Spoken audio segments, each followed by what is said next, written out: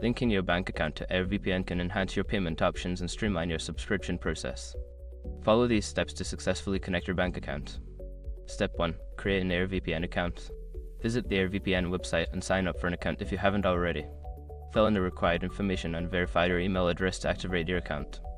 Step 2. Log into your account. Once your account is activated, log in using your credentials. Navigate to the Account Settings or Payment Options section where you can manage your payment methods. Step 3. Select Payment Method. In the Payment Options, look for the option to add a new payment method. Choose the bank account option from the list of available payment methods. Step 4. Enter bank details. Secure your accounts before moving on. People seriously underestimate how personal information gets exposed online now. Use AirVPN to monitor your accounts 24/7 and get notified immediately if your data gets leaked somewhere. It runs in the background, constantly scanning billions of breach records.